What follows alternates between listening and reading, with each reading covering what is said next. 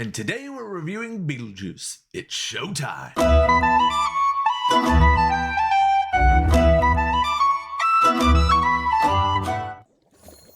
Welcome back, everybody, to the Inner Geekdom. As always, I am Rune, and with me today, I have Mr. J-Rod himself. Tell everybody where they can find you real quick, Mr. J-Rod. Yes, you can find me on Twitch, where I go live sometimes. That's going to be RP_JRod. You can also find me on TikTok at JRod_live, where I have tons of clips posted on there for you to look at. Definitely give me a follow on either one of those. Yes, sir. Yes, sir. And you can find, of course, both of our informations down in the descriptions if you'd like to go and follow us. And please do be awesome like that. Make sure you're also liking and subscribing to this video. If you haven't noticed, this channel's kind of on an uprise right now. So be a part of the movement.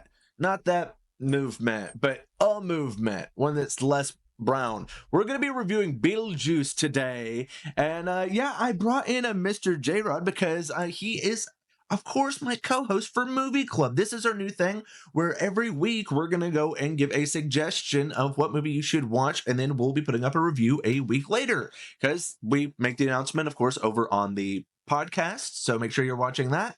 And we will also post up on our socials what movie we'll be watching that week if you want to be a part of the movie fun. So Beetlejuice, 1988, Tim Burton.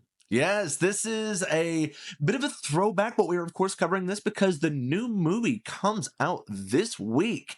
And this is about as Burton as it gets. Yeah, would you agree with that, J-Rod? Like, the tone of this is essential late 80s, early 90s Burton.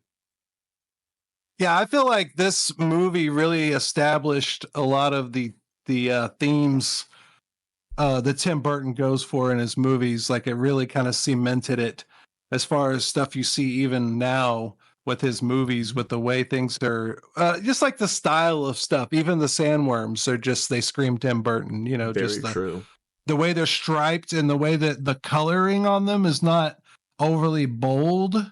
Yeah. You know, like the stripes on them are kind of newspaper gray instead of just being straight black, straight white. They're kind of like newspaper colored. Well, Burton has a way of trying to basically take very mundane and point a mirror at it. It's a very common trait. So when you see anything that is not kind of a part of the goofiness, it's almost very cookie cutter, you know. It's almost like a reflection on society. You see it pretty much everywhere that isn't when they start to change the house, and you can see in a lot of his other films that I think a fantastic example of that is Edward Scissorhands. But yeah, so you have a lot of the vibe there, but weirdly enough, no Johnny Depp in this movie. We have a bit of a different cast. Some of them you might have seen in other Burton films, but definitely not his mainstays you normally see. I mean, Michael Keaton as the titular Beetlejuice, who, funny enough, the movie wasn't even originally supposed to be called Beetlejuice. It was supposed to be called House Ghost, but when they had early showings, like testings with it, everyone gravitated to his character, so they shot extra scenes and renamed it, essentially. So, you know, it definitely ended up being a Michael Keaton movie. Yeah, it definitely feels like, not that I was perceptive to that he was added more scenes or anything like that, but one thing I've noticed, because I haven't watched this movie since probably last century, and I noticed that it seems like there's a lot of things that go on in the movie without Beetlejuice being involved. Yeah. Whereas, you know, it's the name of the movie, so you figure he'd be the star of the movie. Yeah. Whereas he's more of like the fourth most common character, maybe. Like I wouldn't even be surprised if what's her name, Catherine O'Hara. Catherine O'Hara's character, yeah, Adelia. Yeah, yes. she might actually have more screen time in that movie than Beetlejuice by far. Yeah, because it's Barbara and Adam are the main characters. They're the Maitlands. They were supposed to be. That's what I said. It was originally supposed to be house ghosts. So it definitely shows, like you're saying, that he was kind of just.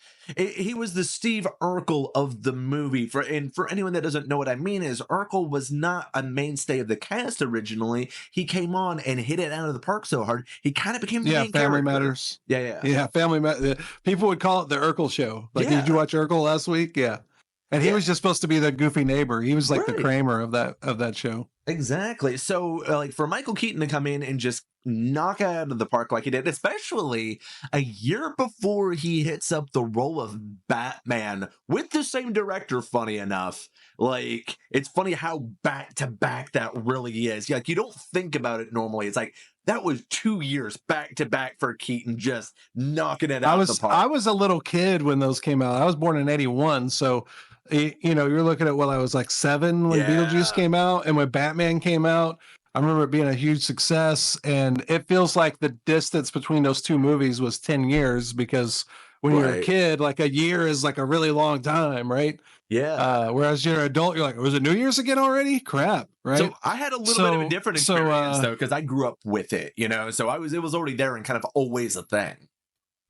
Yeah, see, like I still catch crap about it because my brother will mention Beetlejuice, right? And he'll Yeah. he'll be like, "Oh, we got so tired of Beetlejuice when you were a little kid. We want to watch a movie, and you'd be like, let's watch Beetlejuice,' and you throw a fit if you couldn't watch Beetlejuice." And I'm like, I don't remember that, but whatever, you Yeah, know. man. I mean, tell everybody about how this movie and Winona Ryder is the reason for your taste in women. I mean, I'm just not like she is the You know, quintessential goth girl I though. I would mean, with Heather's I and won't lie. When I was younger, I definitely was a Winona Ryder person. oh, who wasn't? I've grown out of that type of chick for sure, but Yeah. I actually thought about that when I was watching the movie. I was like, man, in my 20s, like Winona Ryder was Yeah. like the chick. You know what I mean? Like you go Heather's. watch Heather's or Hmm. something like that. Yeah, you're like, oh, she's so hot. You know what I Yep, mean? yep. And The rebel it's like, no, girl. no, no, She's no, the no, no. Aubrey Plaza of a different generation. Oh no, No, but she's great in this totally movie. different. This is a her type of movie, though. Like 100%. Like if you're casting Winona Ryder at the time, this is exactly her, exactly what you would expect her to be. I don't think she's really playing outside of herself. Is the one thing I would say. It's very typecasted. And there's a song by AFI. I forget. I think it's on Art of Drowning. I want to say it's either that or it's on Sing the Sorrow. But he quotes Beetlejuice in that, and I never made the connection because I hadn't seen it in so long. Like I probably haven't seen Beetlejuice since around the first time I heard AFI. Right. Yeah. So just going back and listen to it, there's like a breakdown in the song where he's like, "My whole life is a dark room, one big dark room," and there's like, bam, back into the song. You know, like. And then I was watching the movie and I go, ah, that's where Davey Havok got it. Yeah. So is there more things like that that you kind of caught this time that you didn't realize? Like, was there anything that jumped out to you? You're like, oh, I didn't really notice that before. There's a lot of stuff that, like, when you're a kid, you don't really get the joke. You know Fair. what I'm saying? Fair. Like when he has Especially the a lot spikes of coming out of him and yeah, he's making jokes about, being Randy or whatever. yeah, There's another scene that I remember the line from the movie, but never really understood the context of the joke as a kid. yeah. Because I didn't really know rich people when I was a kid. I grew up really poor, like government housing, all that stuff. So like they're walking through the house and taking a tour, and she's like, oh, an indoor outhouse, right? And I thought that when I was a kid, I thought that meant that like you could walk all the way around part of the house, you know what I mean, without going back through the same door or something, Right. right? And then I remember the line later after I hadn't watched the movie in a while, and I was like, what was she talking about? Right. I was thinking about that scene. Yeah. And then when I saw her walk through there, I realized that it's because the bathroom fixtures and the tub and everything were so dated Yeah. that she called it an indoor outhouse. It's hilarious. I love So it's Catherine just- O'Hara in this movie too. She is so there's just iconic. a lot of that snooty rich people jokes Oh, and yeah. stuff, and a lot of it just way over my head as a kid, and it gives you a new appreciation. If you haven't watched this movie since you were young, you'll get a new appreciation for a lot of the humor and the not necessarily adult themes and like sexual or anything like that, but adult Yeah. level jokes. You know what I mean? Just stuff that's like, if you haven't experienced life or been around those type of people, you're not going to get it. Well, and speaking on Catherine O'Hara and Michael Keaton, I feel like both of them were kind of the leading forces when it came to the improv of this movie, because it did have a lot of fun improv from those two specifically, and they are both masters of the craft. I mean, the whole I've seen The Exorcist 167 times, and it keeps getting funnier every time I see it. That's a fucking improv from Michael Keaton, man. Yeah. And that's another joke that, you don't get when you're younger, and or unless you haven't watched The Exorcist yet. Right? Because I mean, it's great. There's so many amazing one-liners. It's such a fun film. I wouldn't say that it's the most structurally sound when it comes to like keeping to good film etiquette, but you're not going to this movie for this. You can pretty much pick up any 15 minutes and have fun with it without worrying how well the story flows time-wise. Because it's a short movie. Yeah, but it is I was surprised when I saw the runtime on it, and I was like, "Wow, this is not going to take long at all." No, like an hour and a half. I don't want to. Yeah, that's not long. I was like, I'll be done watching this pretty quick. That's to speak on that. Actually, I feel like the movie could have been a little longer. Mm-hmm. Actually, I feel like maybe they left too much on the floor, and I'd be curious to see what they left on the floor. There's probably whole scenes that are deleted and More stuff than like likely, that. yeah. Well, and because the movie was a very different script when it was originally being written. It was actually being pitched more as a straight horror film before Burton was really on board with it. It wasn't until a rewrite that he had come on board with, because he had seen the original write-up for this, the original script, and he actually passed on it. He wasn't really wanting to do straight horror, but when you add the obscurism that he's a big fan of, then he's on board for it, because he was kind of like looking for that next weird project that he could do, because I think he had done like a very straight-laced project right before it, and he just was like, that was not fun at all. In the most Burton kind of way. Did Edward Scissorhands come out before or after this one? Isn't Scissorhands 91? I think Scissorhands early 90s, yeah. I'm pretty sure it's 91. I might be wrong. I'm usually better than most people at this, though. I'm not the like such a big Tim Burton fan that I can chronologically name all his movies, but yep. I want to say Beetlejuice is like his first big movie. I don't know anything else that predates it. Well, on that level, we do have the power of the internet, so let's go and see if we can't go and dig that up real quick, as I have the ability to dart around if I need to go and edit. So let's see.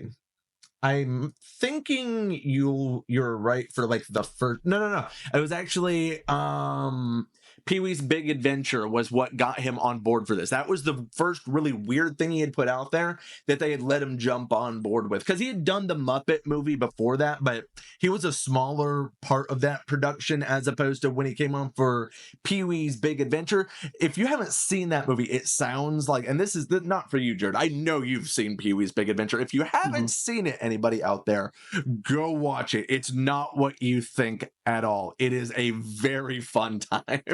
That actually makes more sense. And doesn't what's the guy's name that's the decorator that lives with him? Isn't he in Pee-wee's Big Adventure as well? He's the guy with the overalls or whatever. Yes, he is.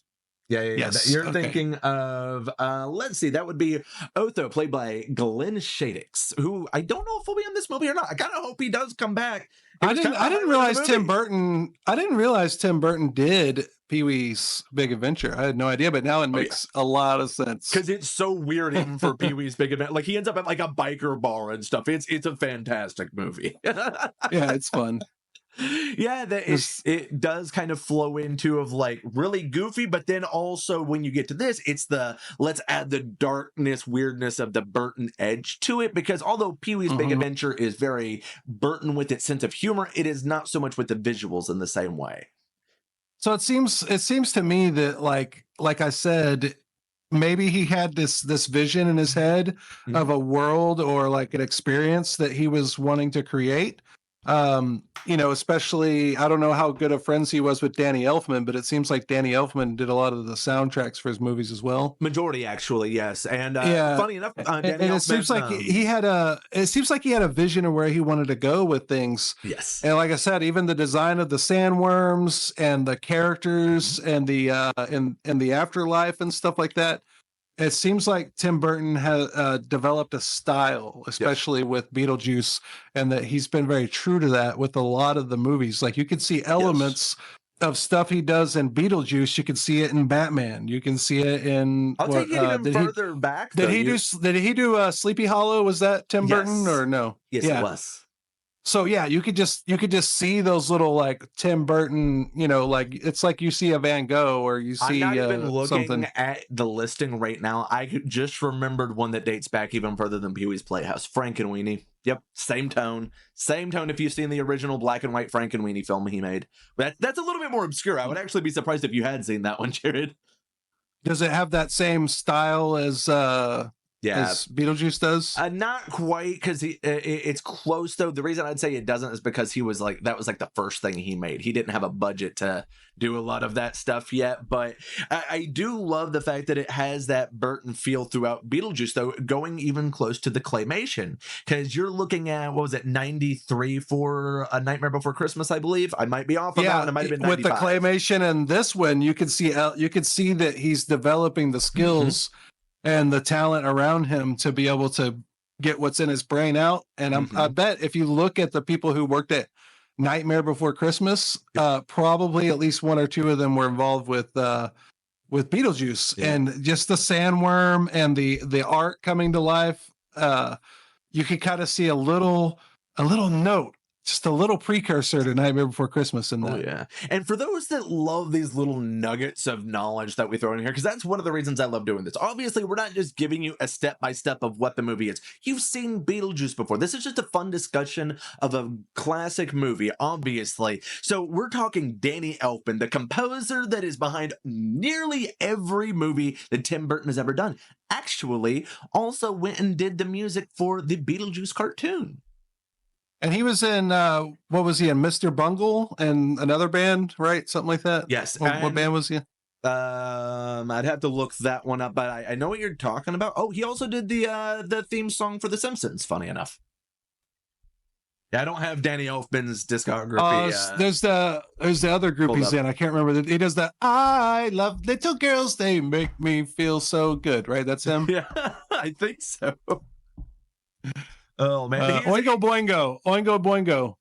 But that's the funny thing about Danny Elfman is he's actually a lot more integral to The Nightmare Before Christmas than pretty much anybody, even more than Tim Burton. Tim Burton pretty much wrote a poem that was adapted into The Nightmare Before Christmas. It was actually directed by somebody else. It's not even directed by Tim Burton. It just says Tim Burton's Nightmare Before Christmas because it's based after his poem. Funny little tidbit for people out there, because I like to bring it up.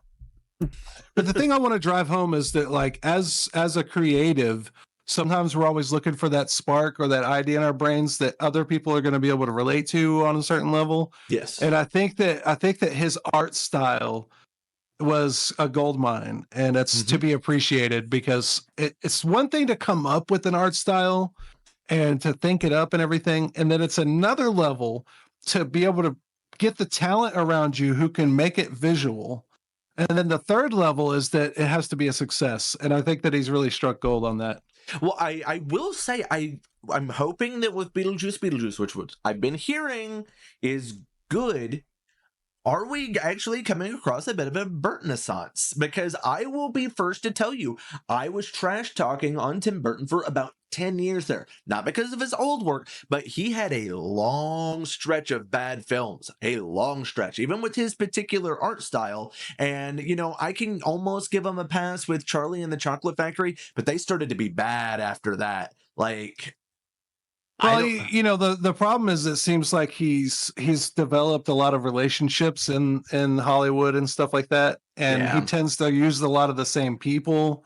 And I think sometimes it doesn't help, or maybe it stifles creativity to not put yourself out there and try out some new talent. Because you look at his early movies, like he's his first time working with those talent. Yeah. And then it works out, and then he's like, all right, well, I don't want to mess up a good thing. I'm gonna bring in these people again. But there's like, and I think once you do it 5, 6, 7 times, like it starts to kind of wear a little bit, and maybe you're not able to think outside the box like you did when you have someone like Michael Keaton on set, who's able to improvise, and he has that. Michael Keaton could have been a stand-up comedian all by itself. You know what I mean? Like he's funny, but he's also like a super full of depth actor. So charismatic. I mean, the dude oozes charisma. But yeah, so you had that era of Burton. I'd say Miss Peregrine's Home for Peculiar Children. Horrible movie. Go read the books. It's a fantastic series. Completed the series myself. Yeah, Alice's Adventures in Wonderland, so at best, you know. Like Sweeney Todd was fantastic, but that was like 2008, 2007, something like that. So That's been out a long time. Yeah. that's what I'm saying. So we had a long stretch. So now we have Beetlejuice. Good reviews from what I'm hearing. And you had Wednesday, which was a huge hit. Yeah, I didn't get all the way through that one, but I did get to see like a few episodes. It's not really for me, but I can appreciate why people like it. It gave me the Chilling Adventures of Sabrina vibes, which is good and bad at the same time, because the first few seasons of Sabrina were fantastic, and then they turned into complete dog shit. What I'm gathering from, you know, I know we're not talking about Beetlejuice. We're talking about the original movie, but Yes. what I could say is kind of like a segue into that is that I often wonder when I watch Beetlejuice that they go into the afterlife and they're dealing with their agent, whoever, what's her name? I always forget it. And all that stuff going on. And it's like, we got this little narrow picture of what that world is all about. And I hope that they entertain us with that and give us a little more view into what all that stuff is. Like explain the weird chaos zone that's outside of the house. Give us a little more information on that, and just introduce us to some more characters on the other side of the wall a little bit. I hope that we do get that, because like it is a fascinating area. I love the fact that they make it seem like the most dreadful place, like you're going to the DMV. Like that's one of my favorite parts about it. Is like they just make it seem like the worst place to be. So let's go and like what's his name? Otho? What's his name? Yeah. What's the guy? The guy, the like decorator. Otho, I believe he made a joke about it too. He's like, I heard that people that commit to work in public service. Right. In the afterlife, you know, and it's true. When you do the afterlife, the girl working behind the counter was like, got these scars, you know. So we do have a few new people joining the cast this time. Obviously, Jenna Ortega, who is the new it girl for anything Tim Burton will do now for the rest of time until watch out, Tim. It's sorry, Winona, you're literally starring in a movie next to your replacement. Danny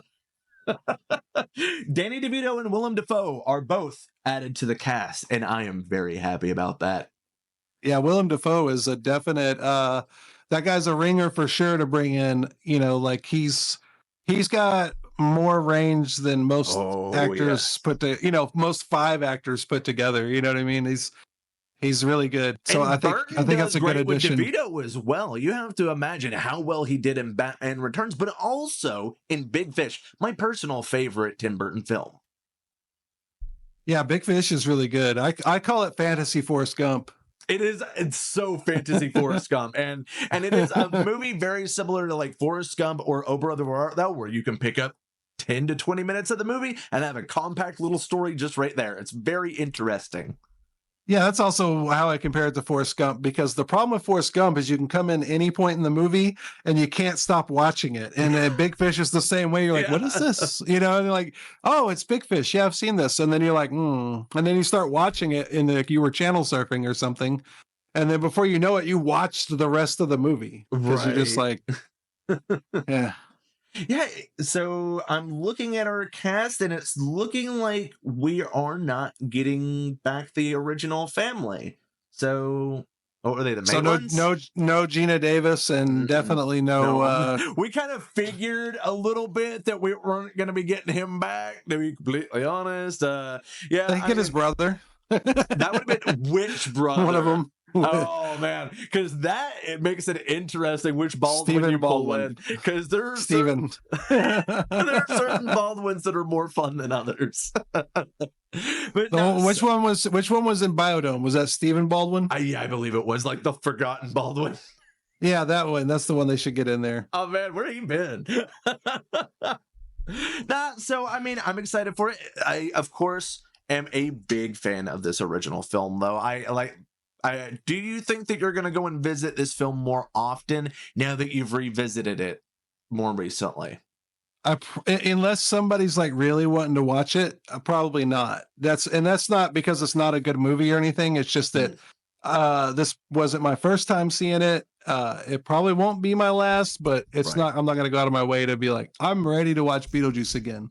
And you know, I could eat crow on that in 5 years. I could be like, I just really want to watch it. You know. Would you say that that fits more with your personality of film viewing, though? Is that typically how you are more with films, and you're not much of a rewatcher?